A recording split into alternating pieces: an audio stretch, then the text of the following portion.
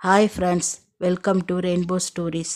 உங்களுடன் இணைந்திருப்பது உங்கள் அமுதா. விக்ரமாதித்தன் கதைகள்.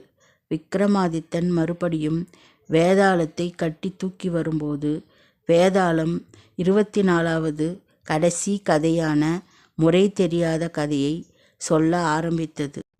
தட்சணத்தில் ஏதோ ஒரு ராஜ்யத்தில் தருமன் என்ற பெயருடைய மன்னன் ஒருவன் இருந்தான். தர்ம நெறியுடன் ஆட்சி செய்து வந்தான். உறவினர்கள் அவனுடைய நாட்டை கைப்பற்ற ஆவல் கொண்டனர். அவனுடைய மனைவியின் பெயர் சந்திராவதி. அவள் மாலவ தேசத்தை சேர்ந்தவள். உயர்குடி பிறப்பும் கற்பும் உடையவள். இவர்களுக்கு லாவண்யாவதி என்ற பெண் குழந்தை பிறந்தது. அந்த பெண் யுக்த வயதை அடைந்தாள். உறவினர்கள் தர்மராஜனுடைய நாட்டை கைப்பற்றி கொண்டு அவனை துரத்தி விட்டார்கள். அதனால் அரசன் இரவோடு இரவாக ஏராளமான நகைகளையும் விலையுயர்ந்த பொருள்களையும் எடுத்துக்கொண்டு மனைவி மகள் ஆகிய இருவருடன் வெளியே கிளம்பினான். மாமனார் வீட்டுக்கு போகும் வழியில் விந்தியமலை ஆரண்யத்தை அடைந்தான். பில்லா என்ற திருடர்கள் வாழும் ஊர் தென்பட்டது. திருடர்கள் இவர்களிடம் கொள்ளையடிக்க ஓடியும் நடுக்காட்டுக்குள் நுழைந்து தப்பி செல்லுமாறு அனுப்பிவிட்டான். திருடர்கள் மன்னனிடம் போரிட்டனர். அவர்கள் பலர். மன்னன் தனியால் தைரியமாக போரிட்டு மன்னன் மாண்டான். அவனிடம் இருந்த ஆபரணங்களையும் அவர்கள் கவர்ந்து சென்றனர்.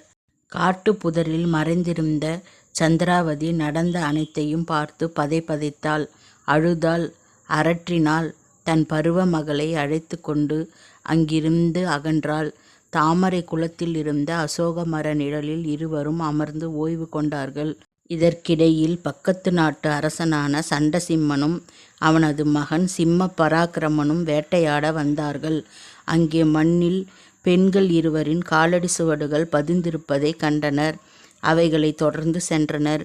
பெரிய காலடி சுவடுகளை உடையவளை தந்தை மணப்பதென்றும் சிறிய காலடி சுவடுகள் உடையவளை மகன் மணந்து கொள்வதென்று முடிவு செய்தார்கள்.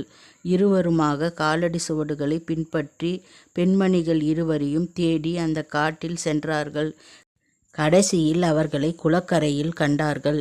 தாயும் மகளும் தங்கள் பரிதாப நிலையை விவரித்தார்கள்.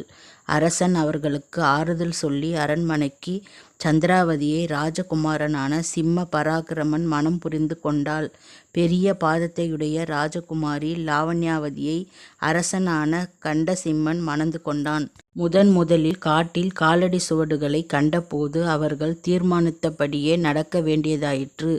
இவ்விதம் பாத அளவால் ஏற்பட்ட தவறால் தாய் ராஜகுமாரன் மனைவியானால், ராஜகுமாரியோ அரசனுடைய மனைவியானாள். ஆகவே மகள் தன் சொந்த தாயின் மாமியாரானால், அதே போல தாயும் தன் சொந்த மகளின் மருமகளாக வந்தாள். கால கிராமத்தில் அவர்களுக்கு பிள்ளைகளும் பெண் பிள்ளைகளும் பிறந்தனர். கதை முடிந்தது. வேதாளம் விக்ரமாதித்தனை நோக்கி, மகாராஜனே, இந்த குழந்தைகள் தங்களுக்குள்ளே எத்தகைய உறவு முறை கொள்வார்கள் என்று கேட்டது. விக்ரமாதித்தனுக்கு இதற்கு விடை தெரியவில்லை. வேதாளம் யோசித்தது. இனிமேலும் மன்னனை பரிசோதிப்பதும் ஏமாற்றுவதும் முடியாது. மன்னனையே ஏமாற்ற முனைந்த முனிவர்களை கொன்றுவிட்டு மன்னன் சகல சித்திகளும் பெற உதவ வேண்டுமென்று வேதாளம் தீர்மானித்தது. கதை முடிந்தது. Please like, share and subscribe. Thank you.